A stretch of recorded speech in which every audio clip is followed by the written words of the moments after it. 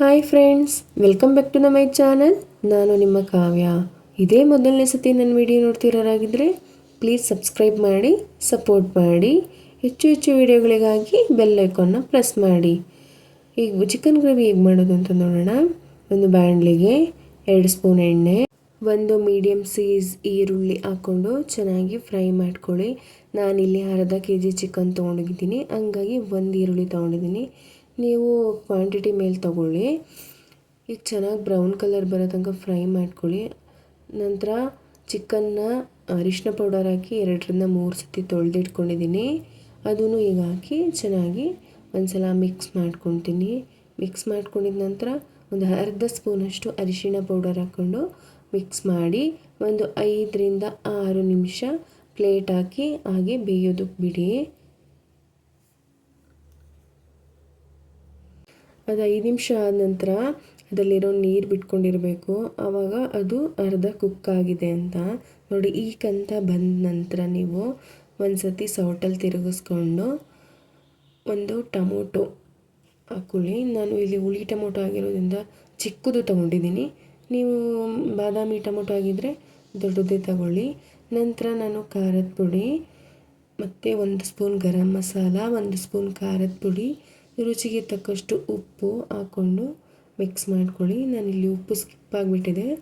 ಉಪ್ಪು ಹಾಕ್ಕೊಂಡು ಮಿಕ್ಸ್ ಮಾಡಿ ಇದನ್ನು 6-7 ನಿಮಿಷ ಹಾಗೆ ಬಿಡಿ. ಮಸಾಲೆ ಎಲ್ಲ ಹಿಡ್ಕೊಬೇಕು. ಪ್ಲೇಟ್ ಹಾಕಿ ಮುಚ್ಚಿಡಿ. ಅಷ್ಟೊತ್ತಿಗೆ ನಾವು ಮಸಾಲೆ ರೆಡಿ ಮಾಡ್ಕೊಳ್ಳೋಣ. ಒಂದು ಬಾಣಲಿಗೆ ಡ್ರೈ ರೋಸ್ಟ್ ಮಾಡೋದಿದು, ಎಣ್ಣೆ ಗಿಣ್ಣೆ ಬೇಡ. 1 ಸ್ಪೂನ್ ಕಾಳು ಮೆಣಸು, 1 ಸ್ಪೂನ್ ಜೀರಿಗೆ, 1 ಸ್ಪೂನ್ ಸೋಂಪು ಕಾಳು, 2 ಲವಂಗ, 1 ಚಕ್ಕೆ ಆಗಿ ಲೋ ಫ್ಲೇಮಲ್ಲಿ, ಕಡಿಮೆ ಉರಿಯಲ್ಲಿ ನೀವು ಇದನ್ನು ಫ್ರೈ ಮಾಡ್ಕೋಬೇಕಾಗುತ್ತೆ. ನೀವು ಹೈ ಫ್ಲೇಮಲ್ಲಿ ಹುರ್ಕೊತಿದ್ದೀರ ಅಂದರೆ ಅದು ಸೀದೋಗೋ ಚಾನ್ಸಸ್ ತುಂಬ ಇದೆ, ಟೇಸ್ಟ್ ಚೆನ್ನಾಗಿ ಬರೋದಿಲ್ಲ. ಲೋ ಫ್ಲೇಮಲ್ಲಿ ನಿಧಾನಕ್ಕೆ ಫ್ರೈ ಮಾಡ್ಕೊಳ್ಳಿ. ಅದು ಫ್ರೈ ಆದ ನಂತರ ನಾನು ಇಲ್ಲಿ 5-6 ಸ್ಪೂನಷ್ಟು ಕಾಯಿ ತುರಿ ತೊಗೊಂಡಿದ್ದೀನಿ.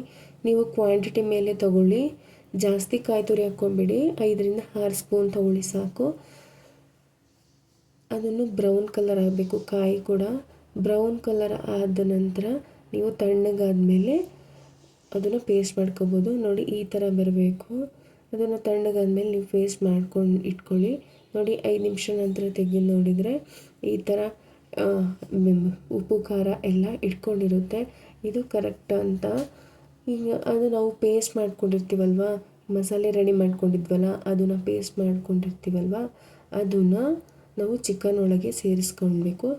ಅದೇ ನೀರನ್ನು ರುಬ್ಕೊಂಡಲ್ಲ ಪೇಸ್ಟ್, ಅದೇ ನೀರನ್ನು ನಾನು ಯೂಸ್ ಮಾಡ್ಕೊಂಡಿದ್ದೀನಿ.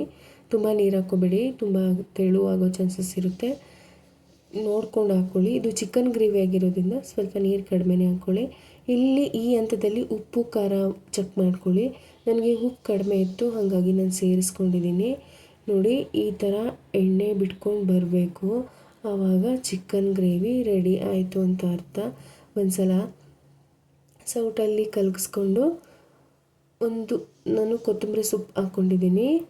ಇದು ಆಗಿದೆ, ಚಿಕನ್ ಗ್ರೇವಿ ರೆಡಿ ಅಂತ ಹೇಳಿ. ಇದು ದೋಸೆ, ಇಡ್ಲಿ, ಚಪಾತಿ, ರೊಟ್ಟಿ, ಅನ್ನಕ್ಕೆ ತುಂಬ ಚೆನ್ನಾಗಿರುತ್ತೆ.